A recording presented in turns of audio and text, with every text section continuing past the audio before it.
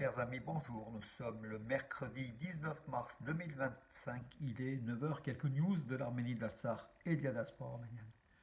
On reparle de l'Arche de Noé, du mont Ararat, à la frontière entre la Turquie et l'Arménie, sur le lieu donc, indiqué de d'Ulupinas, donc une structure en forme de bateau. Située non loin du mont Ararat, 5165 mètres, le plus haut sommet du plateau arménien, est associé à l'arche de Noé de la Bible, lors d'une inondation majeure il y a environ 5000 ans. Donc le lieu est étudié depuis 2021, ce lieu d'Urupinard est étudié parce qu'il représente la forme d'un bateau. En fait, c'est une sorte de colline représentant la forme d'un bateau, en fait, et aux dimensions exactes de celle qui est indiquée dans la Bible, de 164 mètres de long, en fait, hein, de ces dimensions, 300 coudées de long, 50 coudées de large, 30 coudées de haut. C'est ce qui est indiqué donc dans la Bible, donc pour, euh, pour l'arche de Noé, voilà. Une équipe d'experts, donc turco, je crois américains aussi, hein, donc sont rendus sur les lieux pour faire des prélèvements à plusieurs niveaux.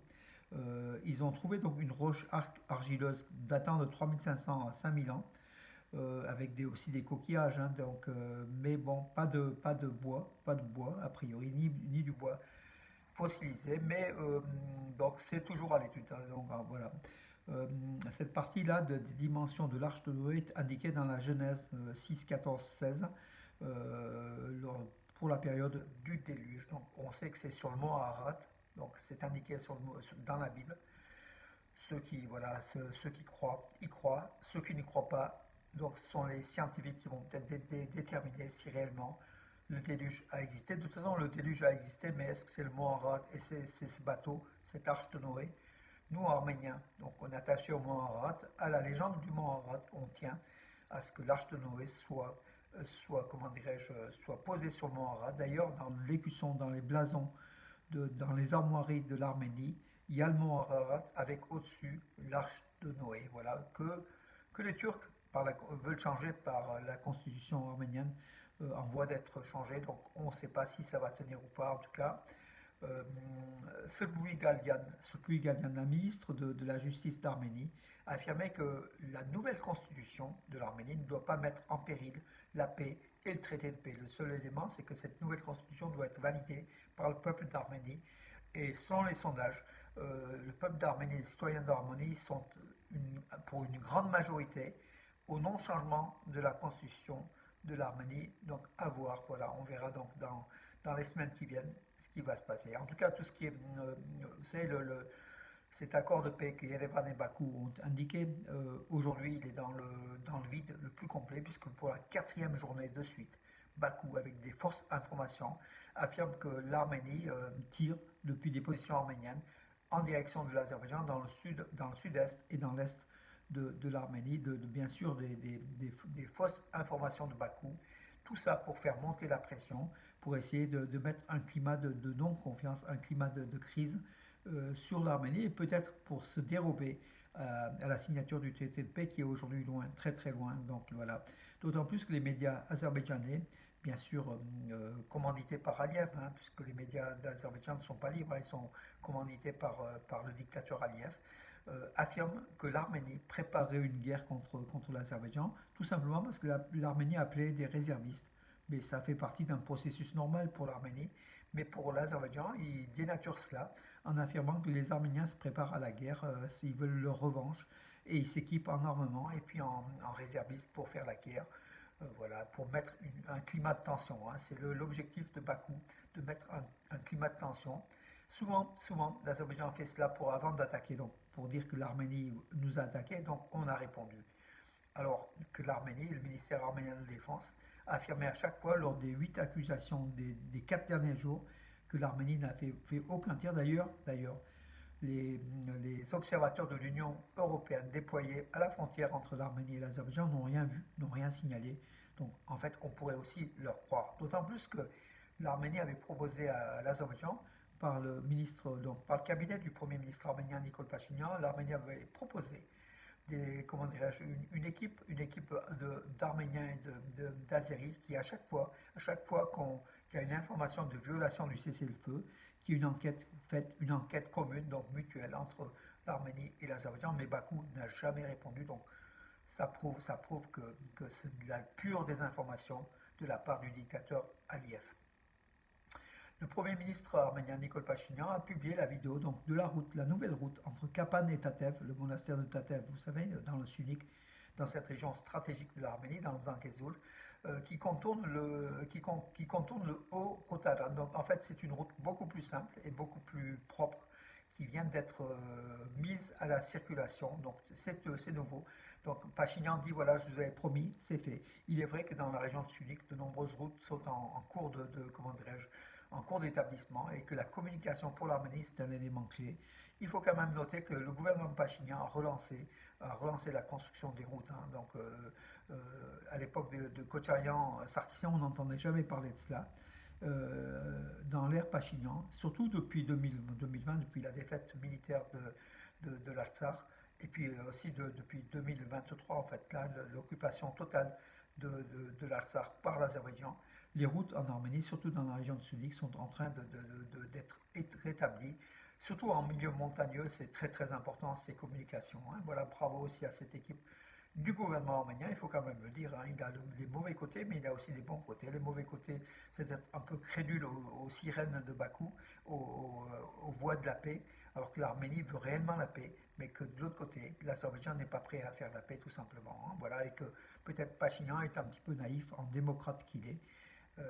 Voilà, face à un dictateur Aliyev qui ne respecte rien. Mais de toute façon, comme je l'ai écrit dans mon éditorial à Nouvelle d'Arménie, donc il y a quelques jours, l'Azerbaïdjan, même si elle signe un accord de paix, elle ne respectera pas, parce qu'un dictateur ne respecte jamais les accords écrits, respecte que l'usage de la force, voilà. Alors que l'Azerbaïdjan indique que l'Arménie s'arme, elle s'est armée l'an dernier à hauteur de 5 milliards non, c'est pour donc 2025, le budget donc, de l'État de l'Azerbaïdjan est de 5 milliards de dollars, alors que celui de l'Arménie c'est 1,7 à 1,8 maximum, soit pratiquement 3 fois moins que l'Azerbaïdjan.